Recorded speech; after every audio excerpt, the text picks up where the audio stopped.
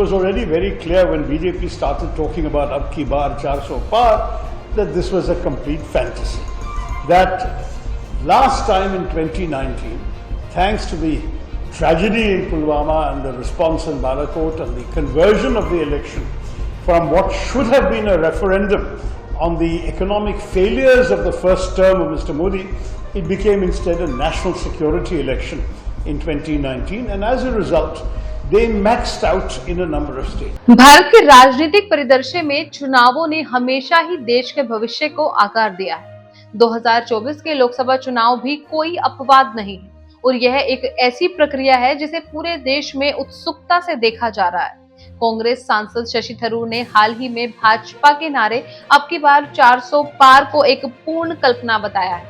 क्या यह वास्तव में एक कल्पना है या फिर यह भाजपा की चुनावी जीत के लिए एक यथार्थवादी लक्ष्य है? आइए इसे विस्तार से समझते हैं। नमस्कार, स्वागत है आपका एयर न्यूज में। शशि थरूर ने हाल ही में एक प्रेस कॉन्फ्रेंस में कहा है कि भाजपा का अब की बार 400 पार नारा सिर्फ एक कल्पना है। उन्होंने इस तथ्य की ओर इशारा किया है कि 2019 के चुनाव में पुलवामा आतंकी हमले के बाद बालाकोट हवाई हमले के कारण भाजपा को कई राज्यों में अपनी अधिकतम क्षमता तक पहुंचने का मौका मिला था। उनका तर्क है कि पिछला चुनाव जो मोदी सरकार की आर्थिक विफलताओं पर जनमत संग्रह होना चाहिए था, वह राष्ट्रीय सुरक्षा चुनाव में बदल गया।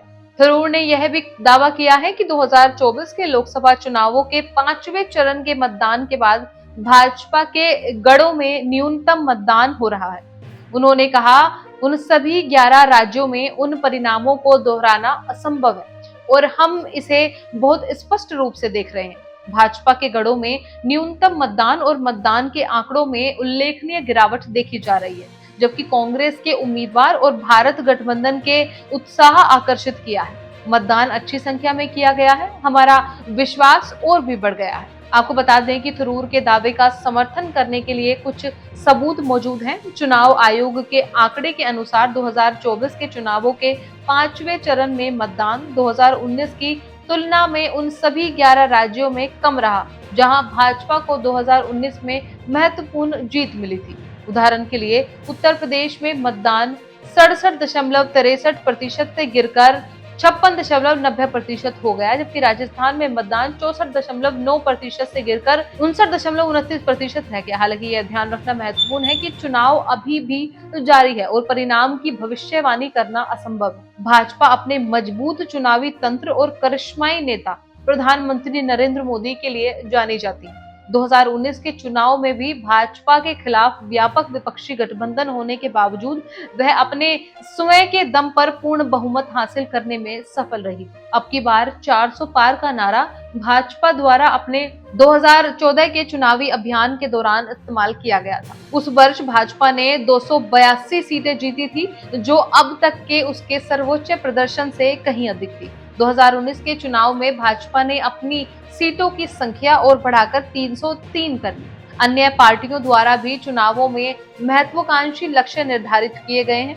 उदाहरण के लिए 2014 के चुनाव में आम आदमी पार्टी ने 100 पार का लक्ष्य निर्धारित किया, हालांकि वह केवल 4 सीटें ही जीतने में सफल रही। तो इस तरह हम ये मान सकते हैं कि भाजपा का अब की बार 400 पार नारा वास्तव में एक कल्पना है या एक यथार्थवादी लक्ष्य है।